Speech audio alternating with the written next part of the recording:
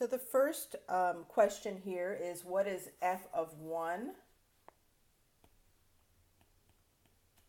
Well, all they want to know is what is the value of y when x is 1? Because we talked about f of 1 meaning you plug in that for x.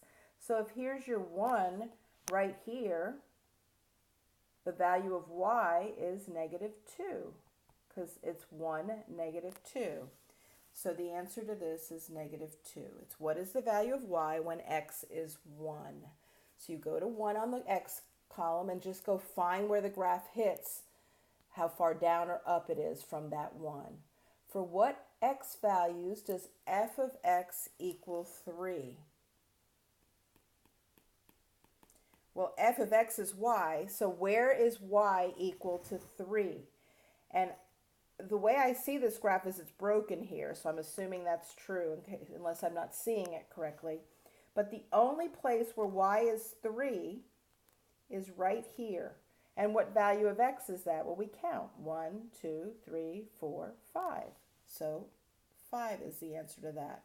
For what value of x is y 3? And that would be a 5, 3 point, right? So there's your y and there's your x. So 5 is the answer.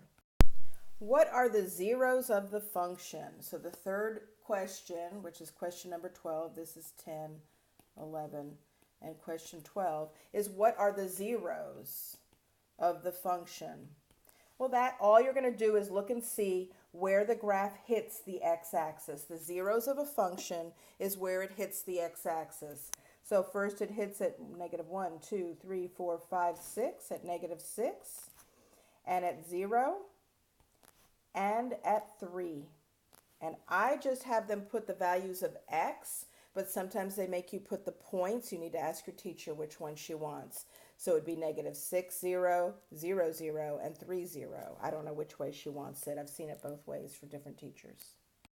The y-intercept of the graph is where it hits the y-axis. And I only see it hitting right here at 0. At 0, 0. So again, ask her if she wants the 0 or the point, and then get that clarified before the test.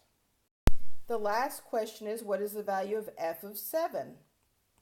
Well, if we go to the graph and we look for 7, 1, 2, 3, 4, 5, 6, 7, and go straight up, I believe that's 6 blocks up.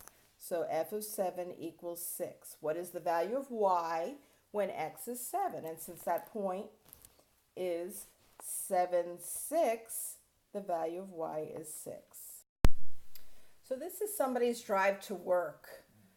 So Maria is how far away from home when she leaves? She's 0 miles from home, which is this point right here. And then she travels for 5 minutes because this is always time. The x is usually the time axis. So that's how much time has gone by. Well, in 5 minutes, she's 5 miles away from home. And then something happens and she turns around and goes back home. So she forgot something. She forgot her homework or something. So she goes back down to 0 again right here. So the question is, from point A to point C, what could be happening? In my opinion, she had to turn around and get something, and she went all the way back home. Now she's at 0 miles from home again here, and then she takes off again. The other question they could ask you is what's happening right here. Right there, she's standing still. Either there's a traffic jam and she can't move, or she stopped for coffee, or whatever. But whenever you see a flat line like that, it means she has stopped getting closer to work, so she is staying at the same distance from work over a period of time. So for 5 minutes, she stood still, and then she took off and finished her trip, which took 40 minutes, and it's 20 miles away. Hope that helps. Number 16, they talk about speed and time.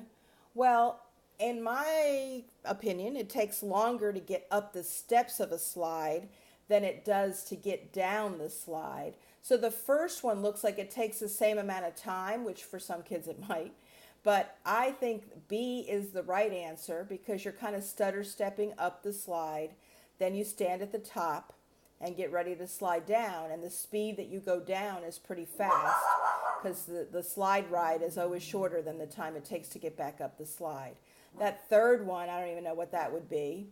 And the fourth one implies that you're already at the top of the stairs, but she climbs up the stairs, or he does, so it can't be that last one. So I say it's the second one, which is kind of a stutter step like this, and then slide down. So that's the one I would pick.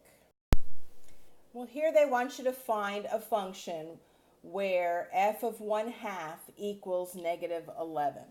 So the easiest one to do is put f of x equals something x. So I need to decide, when I plug in a negative, well, 1/2 for x, what would give me a negative 11? 1/2 times what equals negative 11? Well, 1/2 times negative 22 equals negative 11. So when I plug in a 1/2 for x, negative 22 times 1/2 is negative 11. What they want you to find is a number when x is 1/2, y equals negative 11. And that works. That function works when I plug in the 1/2 times negative 22. So we're going to have negative 22 times 1/2 equals 11. So I got a y of 11 when x is 1/2. So that would be the easiest kind to do, is just put in a blank x equals and then find what value you would have to do when you plug in that 1/2. And that to me is the hardest problem on this test to figure out for kids, but I can do more with you when you call me. So here you have kind of a multiple choice, and you want to circle anything that applies. Well, the first thing is the graph is a function. A is the graph is a function,